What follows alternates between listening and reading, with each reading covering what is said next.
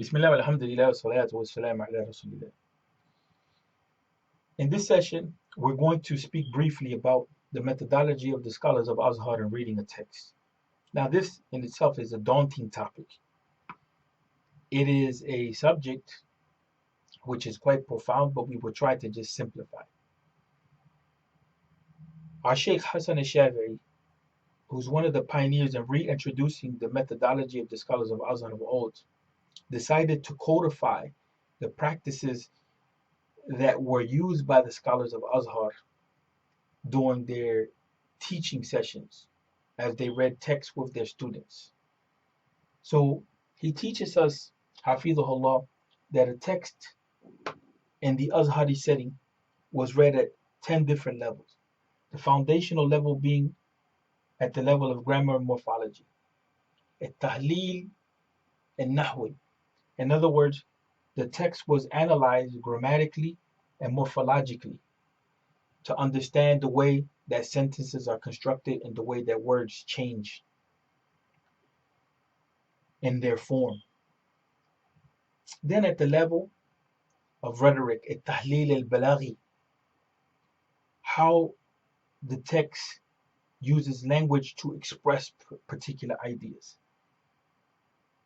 And then at the level of semantics, or التحليل اللغوي الدلالي, right? And what we find is that these three levels relate to linguistics. Linguistics in the Islamic sense, not in the contemporary philosophical sense. They relate to language. At the level of culture and civilization, there's also an overlap with language because we're discussing here how it is that the author would use certain examples. And in many cases, we find that the examples that were used were linguistic examples, poetry, stories, and so on and so forth. But there may be concepts which are used from a civilization's experience in order to express an idea. So we have poetry, wisdom, and community experiences. These things were drawn upon in order to be examples to teach a particular point. So how is it that this element is being used in the text? That's a certain type of analysis that's taking place. So we're looking at the language of the text, and we're also looking at how it is that the author of the text is using certain examples to communicate certain realities. So we find, like in the books of fiqh, that not only will there be certain realities that are linguistic, but we find also certain realities that are cultural. So we find, like in the books of fiqh, that when we study economic transactions, there may be a reference to currencies which are no longer used. So the example in the text, as is being put forward, has a lot to do with understanding the value of that currency, or even what is that currency? Is it gold, silver? Is it something else? What is the value of it? How do we make sense of that today? So the author may be expressing himself and then referring to a particular poet. Do we know who that poet is? Do we know why the author may be using that particular line of poetry? And what does that line of poetry mean? And what significance does it have to the topic under study? So the text was studied at the level of grammar and morphology, so that we understand the way that a sentence is constructed and the way that a word fits within that sentence. So that word, we can get an exact meaning for it because we understand its role and its function within the sentence. And we understand what form that word is in, so that we can exact the meaning, so that we can come to a precise meaning of what the sentence means by understanding the way the sentence is constructed, the way the words are being used, and the forms of the word. Then we come to the point of the way that expression of meaning is presented to us. Then we come to the point of meaning. How the word is being used also has to do with its relationship to the meanings attached to that word. How were the meanings attached to that word? So we have to go to see how the word was used by the Arabs in the past, because we're dealing here with the Arabic language. Or maybe even that this word came in from Persian into this particular discipline or the particular text, and how is it that that word was transformed and utilized and understood. because we're dealing here with how texts were used in the past. So we find that some words, like we find in Hanafi fiqh, even though the fiqh may be presented in the Arabic language, some words that are used are Persian. At the level of culture and civilization, we talked about the issue of poetry, wisdom, and community experiences, meaning that the text may use poetry to drive a point home or a community's experience that's shared. So the author will be speaking to the people in a language that's relevant to them and using examples that are relevant to them. At the level of references, evidence, and proof. At the level of references, evidences, and proofs, what we're talking about here is that the science or the text, how is it using the Quran and the Sunnah? How is it referring to the Quran and the Sunnah? That's what will make a text Islamic, that is relying upon the Quran and the Sunnah to express a certain concept. If it's devoid of that, then the references are what? Are the references Greek culture? Are the references uh, Persian mysticism before Islam? What are the references? What's the outlook? But also at the level of the sources, references meaning also the sources being used. So uh, not only do we ask, is the Quran and the Sunnah being referred to? What ayah of the Quran, even verifying if the ayah is properly quoted or the hadith is properly quoted, or what's the level or grade of the hadith, but also if the author is referring to other authors in the text and he's specifically referring to the works that those authors uh, constructed. So, what is the text that's being referred to? At the level of evidence and proofs, if arguments are being put forth, how is the argument constructed? What's the support for this particular position that's being taken? At the interdisciplinary level, what that means is, how does this science or this text relate to other sciences or other texts that are outside of that topic that's being investigated? So how do the sciences of hadith relate to fiqh? How do they relate to aqidah? How do they relate to the Arabic language? How do they relate to usul fiqh? How do they relate to history? How does this particular text relate to other texts? How does the Quran relate to the books of hadith? How does it relate to the books of fiqh? Or how do the books of fiqh and the books of hadith relate to the Quran? In other words, an interdisciplinary approach or intertextual approach. At the disciplinary level, what that means is the science. How does it relate to the problems that are in that science? Like, for instance, when we look at the sciences of hadith treat the issue of, how do we know a hadith is sound or not? How do we know the Prophet Muhammad communicated the hadith? What are the conditions for that type of understanding, right? What are the problems that arise in that science, right? What are the problems that arise in that science that make it distinct and unique? What set of issues that science deals with that determine it as being a body of knowledge in and of itself? At the level of logic, methodology, and terminology. Here, let's begin with terminology. Well, we find that in certain works, there's certain terms that are being used. We need to understand how those terms are being used in that science and not in another science.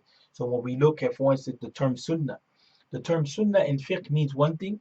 It basically means the opposite of that which is obligatory or the opposite of bid'ah. Then the term sunnah means something for the scholars of aqidah, which it means the beliefs of the people of the sunnah and the community. And then when we look at the term sunnah and usul al-fiqh, it means the sayings, the deeds of the Prophet Muhammad and that which he approved of. It doesn't mean the same thing that we find uh, in fiqh as far as meaning is concerned. As far as methodology, what is the system that governs this particular text or this particular knowledge? What is its approach? What are the organizing factors? That how is it organized? So we know that a fiqh text is structured in a particular way. It's not going to be structured in the same way as a book of history, right? We also know that there's certain things that you can expect when you study a book of fiqh. The chapters are organized in a certain way. There's certain topics that are organized within the text, and usually that system will be consistent. You find it used quite often in other works by ulama or by scholars. That's just an example. At the level of logic, and here we literally mean logic. Well, the scholars of the past relied heavily upon logic. Greek logic, they added to it linguistic analysis, and here they Islamicized it, so to speak. So many of the disciplines were written in a logical language. Grammar books, morphology books, rhetorical books, or books of rhetoric, they all rely upon a logical system. And that logical system is the way that the scholars utilize logic to categorize ideas, to organize these ideas, to construct terminology or definitions, and so on and so forth. So logic is very interlaced in the way that the ulama express themselves across a number of different sciences, not just the issue of linguistic sciences, but also even we find that within the sciences of hadith, especially within the time period of Ibn Hajar and others, is used to write or to organize the books of Mustal al Hadith or the sciences of Hadith. The same thing with Aqidah. You find that logic is used in Aqidah studies. The same thing with fiqh. You find that terminology in fiqh is constructed by referring to logic, rational investigation, meaning what is the philosophy of that particular science. The scholar of hadith has a certain philosophy that governs his thinking. The scholar that deals with the Arabic language has a certain philosophy that governs his way of thinking. The scholar of history has a certain philosophy that governs his way of thinking. And there's other philosophical issues that are dealt with when we analyze a text, but we won't get into that too deeply. Lastly, how does this knowledge, how does this science, how does this text relate to life? How does it relate to the contemporary age? How can it speak to the contemporary age? Whether it's a book of fiqh, a book of aqidah, or whether it's a book of history, how does it relate to context in life? These are the 10 different levels that a text was read at in the methodology of the scholars of Azhar. And I hope that this presentation simplified for you the depth at which our scholars read. So when we hear people say that we are learning how to read the text, that you have to learn how to read the text, this is what we're talking about. It takes time to imbibe, to internalize this methodology. And sometimes those of us who like things to be systematically presented in the contemporary sense, we don't realize that the way that knowledge was communicated by many of our scholars worked very similar to networking uh, theory, and that ideas are dealt with in the mapping sense, meaning that we try to find the connection from this point to that point and to that point over there and to this point back here by looking at the text and seeing how it relates to all those different points of knowledge or all those different sciences or all those different topics. So here we're reading the text in a manner which creates for us a network of ideas. And then we try to understand how these different levels of analysis or ideas interrelate. Interrelate. So the scholars of the past and scholars today who teach according to this methodology have a tendency to explain one point by referring to many different branches of knowledge and then coming back to the text as a centralizing, organizing principle, which organizes the topic of discussion. But divergent points and tangents are fundamental in order to be able to read a text at multiple levels. If we just stay focused on reading the text systematically, logically, chronologically, in a certain type of order, then we will only read that text according to one level. Now, it's possible to read the text at only the level of grammar, or only at the level of rhetoric, or only at the level of semantics. But then you don't get to see how the text can relate to different branches of knowledge or different ideas or different concepts within a network.